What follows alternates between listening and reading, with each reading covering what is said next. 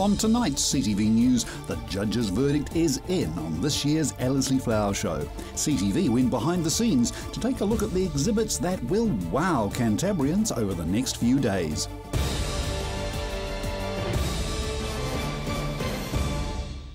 This is CTV News. I'm Grant Mangan. Prime Minister John Key announced the minimum wage will rise to an average of 50% of the average hourly rate. As of April 1st, the minimum wage will raise from an hourly rate of $13.75 to $14.25 per hour. The decision was made in an attempt to improve the economy after the unemployment rate fell by 6%. The minimum wage increase is one of the only ways, other than tax and benefit systems, that the government has to ensure that the salary earners, particularly people on lower incomes, can benefit from a growing economy. The increase will benefit over 100,000 people and even more if Labor had their way and increased it to over $15. Setting wage rates creates a careful balance between protecting low-paid workers and ensuring jobs are not lost. Today, CTV hit the streets to hear what people had to say about the 50-cent increase in the minimum wage. Yeah, well, I agree with that because I'm on the smaller one right now because I have a paper round. So are you happy with the amount you're getting paid?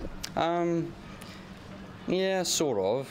Maybe just a few more dollars might help, but other than that, I'm pretty happy. I'm pretty content. Yes, I did. I saw last night on the news, yeah. Are you happy with that? No, I don't think it's enough. I never have thought the minimum wage was enough. I think it's a good idea. I think it's time the government looked at the wage because I think it's too low for low-income families, and I think it will help quite a bit. Yeah, I think we shouldn't be taxed as much because the government gets paid quite a bit compared to what we do. Do you think it should be raised even higher? No, not at the moment. Maybe look at it again in a year's time. Well, I think it should be, but I don't think the government could afford it, so yeah, I reckon it should be like $15 or something. Families of the 115 people killed when the CTV building collapsed are welcoming the news police are hiring engineers to work on the case. The hope is someone will be held accountable for the building's collapse. Releasing balloons to remember those who died, CTV's family gathers just 4 days ago to mark the 3rd anniversary of the February 2011 earthquake. Despite 3 years passing, family members of those killed still want answers. They want someone to be held to account for the collapse of a building which killed 115 people. The CTV building was badly designed and built, but the strongest charge anyone could face would be manslaughter. It would have to be an individual who was responsible, not a company, as there is no charge of corporate manslaughter under New Zealand law. The CTV building was designed by Christchurch engineer Alan Ray's firm in 1986. Ray has also challenged the legal right of the Institution of Professional Engineers to investigate him after complaints about his engineering activities. New Zealand Police have contracted national engineering firm Becker to review information surrounding the building's collapse, but due to the complexity of the case, it will be some time before charges will be laid. The Canterbury Earthquakes Royal Commission in 2012 made findings about the case, but it was not the Commission's role to decide whether there was any liability for the building's collapse. The Prime Minister has told reporters that before a criminal prosecution can be made, police will need to establish facts beyond reasonable doubt. Dr. Mana Alkaisi, whose wife Masuno Bas died in the building, has been campaigning for conviction and is welcoming the move. Dr. Alkaisi was behind the movement to clean up the CTV site in time for the 3rd anniversary. And Labor says the CTV probe is another reason for a new law to be introduced. Labor Justice spokesperson Andrew Little says a corporate manslaughter law would have ensured some accountability for the deaths of the 115 people who died in the collapse of the CTV building. He says families of those who died in the building have had little solace so far. Andrew Little says the current law means police have to determine whether a crime has been committed by an individual. Labor says the new law could deal with collective failures of governance and management, and someone would be held accountable. Labor is committed to introducing a manslaughter law on election to government. More social housing is going to be built around the city if the Christchurch City Council approves a plan, then more affordable accommodation will be available to locals. 60 social housing units could be built in the city. Housing New Zealand is seeking approval from the Christchurch City Council to build on council-owned land. 30 of the housing units will be built on Akerson Avenue in Shirley, with the remaining 30 being built on the corner of Clyde Road and Aorangi Road in Brindwa. The council has been required to fast-track its normal planning process. As part of the Land Use Recovery Plan, they are expected to have ready at least 6 exemplar medium-density housing projects before September. A portion of the houses will be kept for state housing, the remainder sold to low-income earners. Currently, the Brindwa site is already occupied by 13 Housing New Zealand properties, and Shirley has already been occupied by 9. The Council's Housing Committee Chairman Glenn Livingston says the project is a chance to create high-quality, safe and accessible housing. The units are going to be built to cater for all market sectors. And still on the subject of accommodation, the price of social housing is set to increase in the Waimakariri area. Tenants could be facing higher rental prices in the North Canterbury area of up to $24 a week.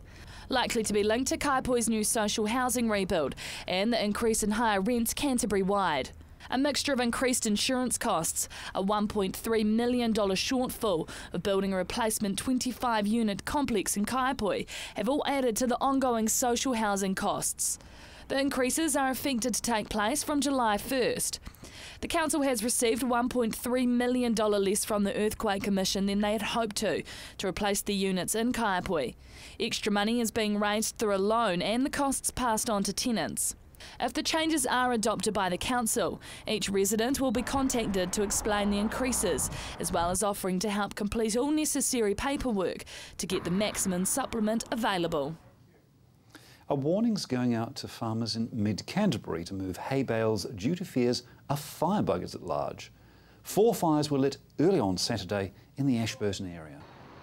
4 fires in crop stubble, hay bales, a gorse fence and a shed holding machinery were set alight. Ashburton District Council Duty Rural Fire Officer Dave O'Connell says the fires were lit within kilometres of each other. The first such fire was just after 4 in the morning on Boundary Road in Willoughby, when a stack of hay bales and a 100-metre hedge went up in flames. A tree on Fords Road and hay bales on Strangers Road was set alight, and a large barn on Tynwald Westerfield Mayfield Road was gutted by a fire. Some blazes took more than 5 hours to control. No one was injured and the fires were contained. Duty Rural Fire Officer O'Donnell says there's a firebug on the loose. He's suggesting farmers move hay bales away from road edges, as all fires have been occurring within metres of rural backroads. Mr O'Donnell says police are looking for 2 vehicles regarding the fires and are asking farmers to note the number plates of any suspicious cars. Federated Farmers Mid-Canterbury Grain and Seed Chairman David Clark says farmers are appalled by the behaviour.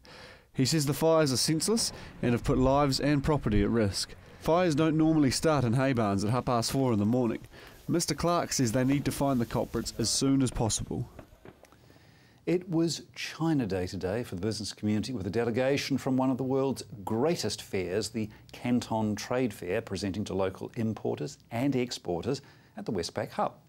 Those present included businesses looking to import materials for the rebuild and buyers of apparel, homewares and gifts. The delegation urged Kiwi businesses to take advantage of travel incentives by China Southern Airlines to visit Guangzhou. Also in the city today were executives from a major Chinese engineering company and a vice chair of the China's central bank, the People's Bank of China. Coming up today marked the first day of the Ellerslie Flower Show, and CTV was there.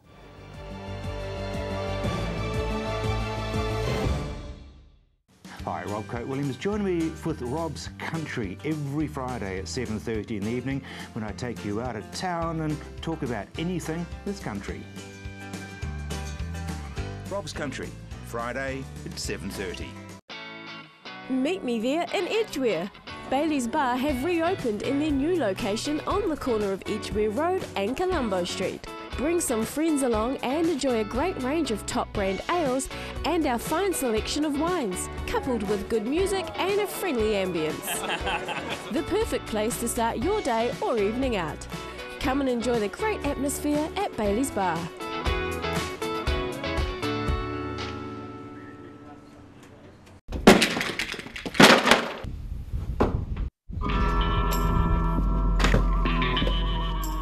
Avoid the cowboys when it comes to relocating. Trust A1 Movers, a family business since 1993 that guarantees a professional job every time.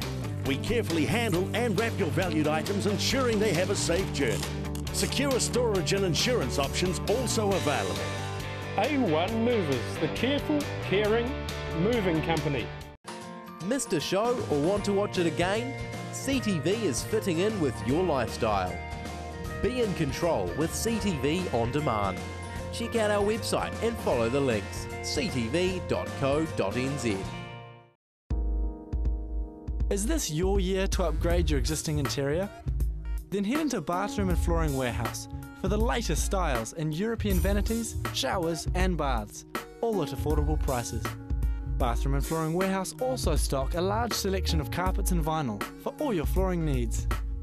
To view our full range, head into 159 Waterloo Road, Hornby, or visit bathroomandflooring.co.nz. Love music, love summer? Then Ingham Lazy Sundays in the beautiful Botanic Gardens Archery Lawn is the place to be. Every Sunday from 3 p.m. through January to February, and it's all free. Ingham Lazy Sundays, putting summer into Sundays. Join us tonight at 6 for DW World News. Informative, lively, international news, breaking stories and global developments. DW News, weekdays at 6 p.m. right here on CTV.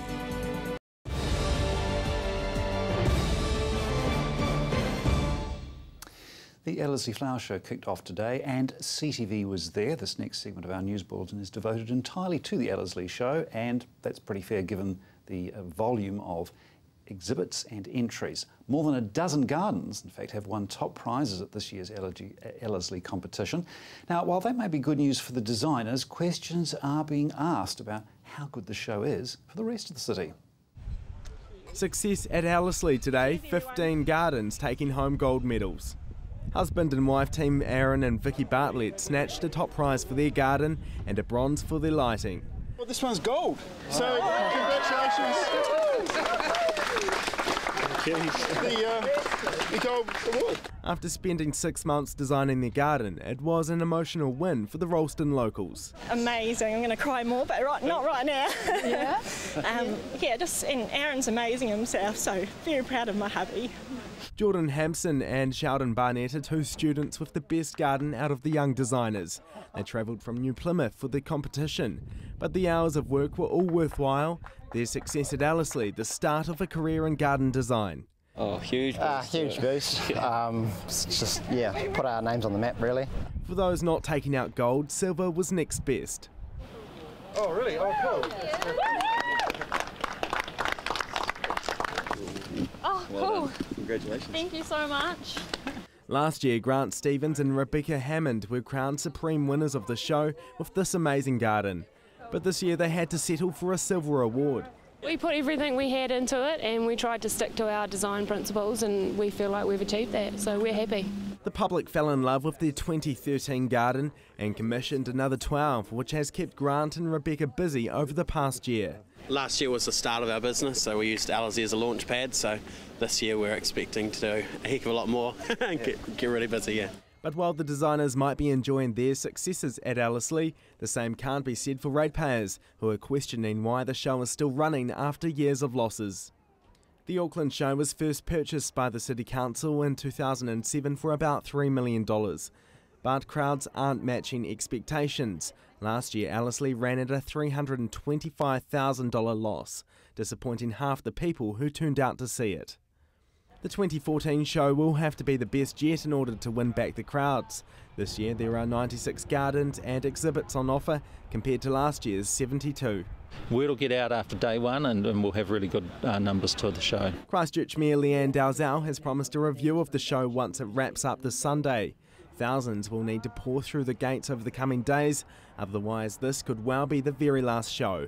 Marcus Gibbs, CTV News. And this year's Supreme winner is being announced tonight at just after 6 p.m. Now, judging at Ellerslie was an emotional day for many designers. However, it was a garden made in honour of a 6-year-old girl that captured the judges. Alicia Isaacs has been living with arthritis since she was 4 years old. For the past 7 years, simple tasks such as running around on a playground have been plagued by the condition. This year, Alicia's story has inspired a winning designer at the Ellerslie Flower Show. Couldn't agree more, and the lighting panel to award you with a gold. So well done. Thank you. Well done, everybody. Adding more awards to his already impressive-looking mantelpiece, Bailey Latomes picked up a gold award in lighting for the 2nd year, as well as a silver award in the Expedition Gardens category, to sit next to his big win last year of Young Designer of the Year. It has been very special because I've able to continue doing what I'm doing, and I love doing what I'm doing, and hopefully this allows me to continue and do more. But his success this year has been extra special. His design is centred on bringing awareness to the Kids with Arthritis Foundation. Bailey Latomes invites the viewer to take a second look. The feature compares 2 playgrounds, one for the average active child and one for a child suffering from arthritis. I've done what I came to do, which was to raise awareness and just to tell the stories about people like Alicia, and come back to Ellerslie and design another garden for the public.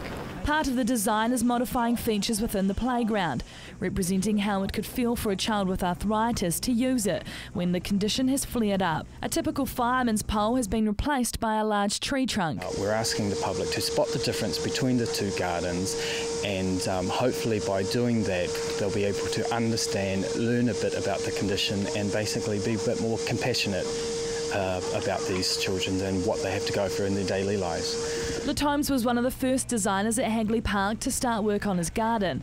He spent the past 20 days perfecting the finer details on the garden. But for Alicia's mother, it was overwhelming when the judges came round. It's really emotional. It's really highlighting the challenges that the kids like Alicia face every day when they're having a flare-up with their joints. The 2 playgrounds are going to be auctioned off on Trade Me once the show is wrapped up, with the proceeds going to the Kids with Arthritis Foundation. Emma Cropper, CTV News. In keeping with today's coverage of the Ellerslie Flower Show, we looked at some of the construction sculptures. You may recall we brought you a story early on in the life of the construction project a few weeks ago. Well, Patrick Phelps looked at the designs, now they've completed, which ranged from puppy dogs to giant kiwi. Vicky Hunwick is an event manager for 360 Degrees Events. They do events on contract for the Christchurch City Mission. She's very impressed with all the different constructions. I think the teams have done such a fantastic job. I know how hard they have worked on these sculptures. They've put in lots of personal time, a lot of personal hours to get this achievement. About 30,000 cans have been put into the displays, not to mention many hours' work. Building the sculptures took 12 hours. They had a 12-hour deadline to do that. But there was probably some teams spent 70 hours on the designing and the planning and buying the cans, buying the right coloured cans. So there was lots of hours spent. This year's theme, a local one. Ellerslie International Flower Show hosting us this year, and we thought what a better option than doing in our backyard. So obviously you can think of lots of things that are in your backyard. Our teams, well, they saw in our backyard meaning either New Zealand or in their backyard or in the Canterbury area. Some people coming here will feast their eyes, but others might have better use for the cans. Over 30,000 cans, just depending how busy the food bank is, it could be a 3 to 6 months period. And some of these are quite nutritious cans? Yes, one of our judges, Johnny Swoss, he was able to make meals out of every display, so that was quite good. So like the digger here, that got best food award because you could make quite a few meals out of it. All the contestants come from within the Canterbury region. So there was a lot of companies that are in the rebuild scenario, like we have Opus and we have Fulton Hogan and we have MWH. So there's a lot of teams, local teams from the rebuild. The displays of all their can-do attitude will be on show till Sunday. Patrick Phelps, CTV News. I must say I quite like the idea of sculpture, which when you get bored with it you can just eat it. Still to come, we have the traffic and weather updates.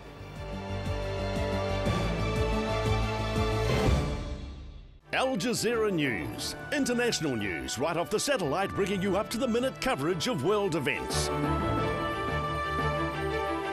Al Jazeera News. Weekday mornings at 6 o'clock.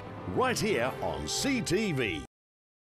If you're looking for a great quality car, look no further than Wheeler Motor Company. Based in Christchurch, they are known for their exceptional service and great value over 30 years.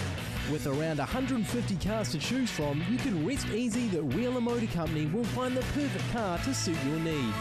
So drop in and see Nick Wheeler and the team at 171 Morehouse Ave, or jump online at wheelermotors.co.nz. My son's helped me greatly with my independence now that I've got more mobility. Mum, I've been looking into stand assist chairs from More Mobility. They recline back with a footrest, then when you want to get out of them, they stand you up. You can even sleep on them. More Mobility can bring one out for a free trial. There's even electric beds too. What do you think? For more range and more expert advice, see More Mobility, corner Clarence and Princess Streets off Blenheim Road. What a difference more mobility makes.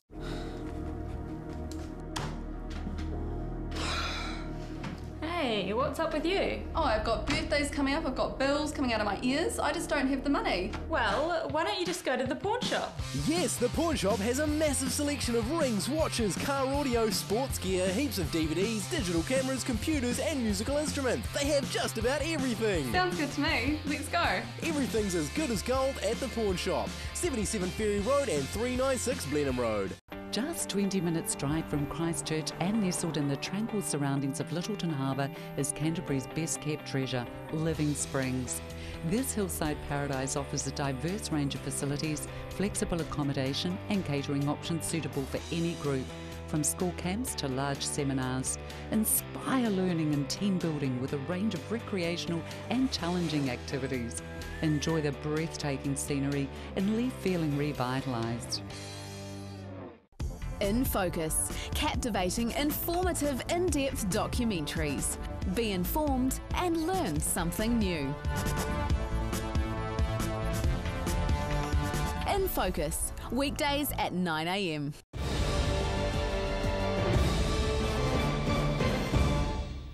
The Sarah Central City Blueprint was released to the public in 2012. Lawyer Duncan Webb talks about the legal challenges facing businesses having to sell up to the Crown to make way for it. The Christchurch Central Recovery Plan, known as the Blueprint, was released in 2012. The Blueprint includes a series of precincts where the Canterbury Earthquake Recovery Authority plans to build the anchor projects, such as the Convention Centre and the Metro Sports Centre. Building owners on land designated for anchor projects are required to sell their land to Sarah, but so far no one's been forced to sell. Sarah has been negotiating with individual building owners to purchase their properties for an agreed price. And I have not yet seen the Minister use his powers in cases I've dealt with to compulsorily acquire a building.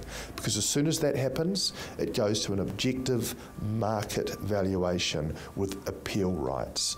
And I don't think that Sarah or the Minister's interested in going down that if it can be avoided at all. Duncan Webb is a partner at Lane Neve Law Firm.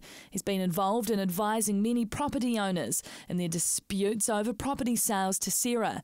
He says if the government were to buy the land through compulsory acquisition, they'd have to go through a court-related process. All the sales, and I think all the sales I've been involved in, ultimately they've reached a negotiated price.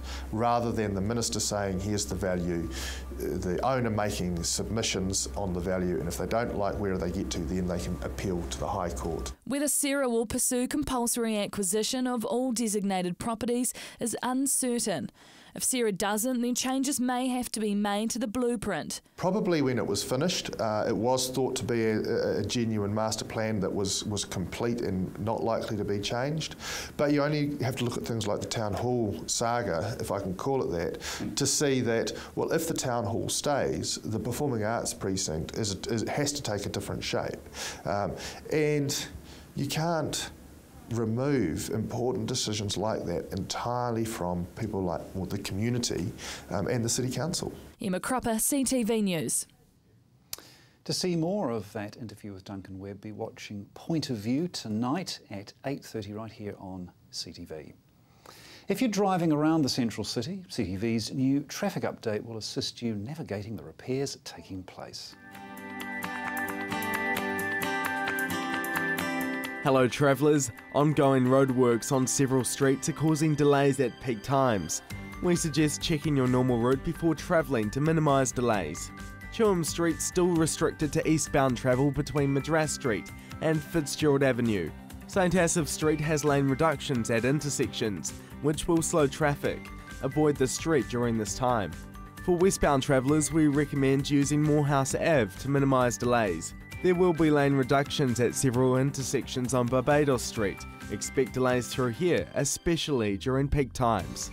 Fitzgerald Ave is a good alternative route south, and when travelling from one side of the city to the other, as always, we suggest using the 4 avenues where possible. To see if your normal route is still available, don't forget to check back here for daily updates, or the Transport for Christchurch website, and keep watching the First at 5 bulletin on CTV. And those updates play at 7, 8, 9 a.m. and at midday, and of course here in the news. And finally tonight we've had heat waves, tornadoes and rain in the past week. Time to see what's heading our way tomorrow with your regional weather. Kia ora everyone. Fairly moderate throughout Canterbury today, with Kaikoura, Rangiora, Kaipoi, Christchurch and Akaroa all receiving 15 degrees, while Arthur's Pass and Greymouth took out the high of 21. Let's take a look at the weather in your area for tomorrow. Kaikoura, low cloud for you at first, then clearing with long sunny periods developing during the day, with breezy northeasterly winds developing. Tonight's low sits at around 9 degrees, with tomorrow's high at 19 degrees. Hanma, expect a chilly start to the morning from your overnight low of 4 degrees, but as the day unfolds you can enjoy a sunny and warm day with northerly winds developing.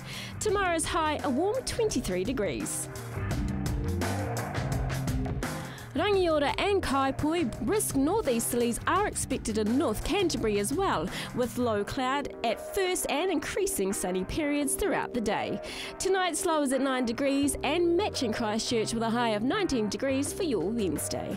Christchurch, tonight's low sits at around 9 degrees and tomorrow expect a breezy northeasterly day, with low cloud at first but plenty of sunshine to follow in the afternoon.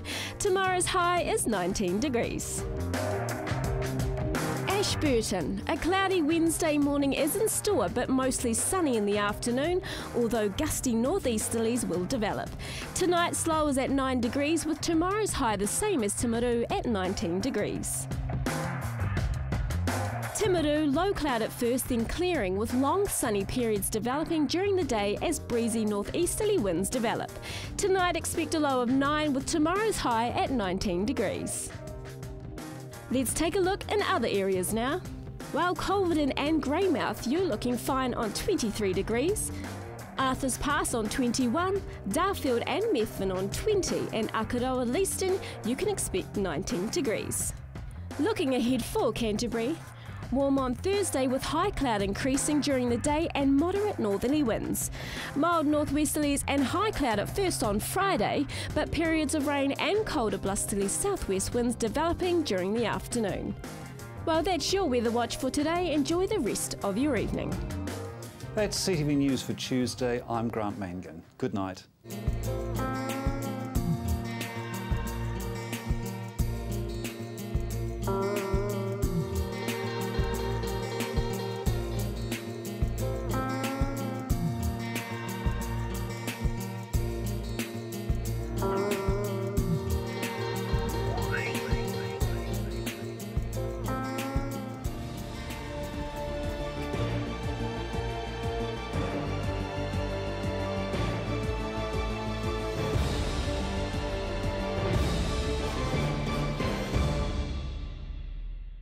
Supporting local content so you can see more of New Zealand on air.